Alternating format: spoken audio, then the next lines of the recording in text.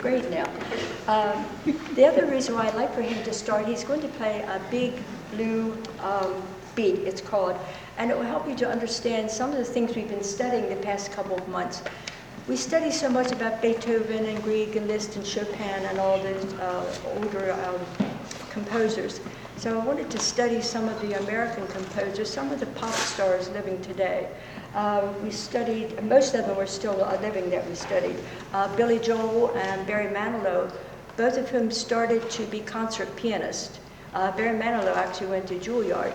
Then they decided they didn't have to practice 6 or 7 hours a day, struggle to get concerts, and they could make much more money and have more fun in pop music. So that's the direction they took. We also studied Neil Diamond. Some of the students had just been to see him in a concert. Pete Seeger, John and Anna Lomax, and Woody Guthrie. The last 4 that I talked about are instrumental in preserving the folk music of our country. They've written huge books, some of the books that thick, just containing all the folk songs of our country. The blues, the only true American music is jazz. Everything else started, and the other forms started in other countries. And the beginning of jazz is the blues. So it's supposed to be sung, but without a guitar or anyone playing along with it.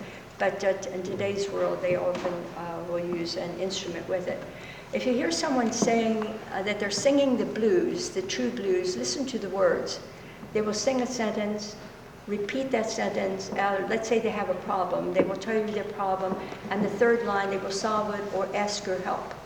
Like I have a recording of a lady down in Alabama, actually in prison, and she's singing the blues, and she says, "Don't put sugar in my coffee, don't put sugar in my coffee, because it makes me sick."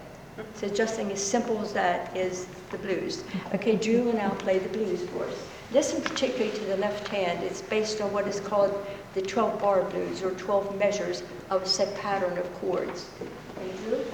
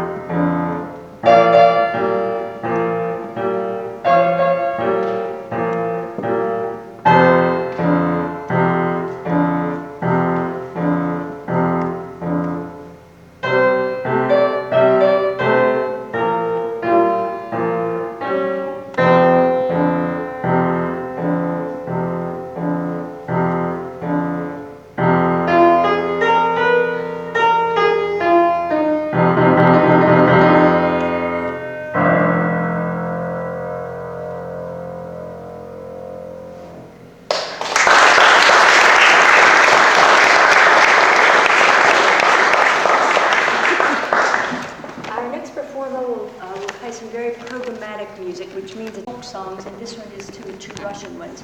The first one is sort of slow and almost mournful, and then we hear Russian dance, and then it goes back to the slow one again.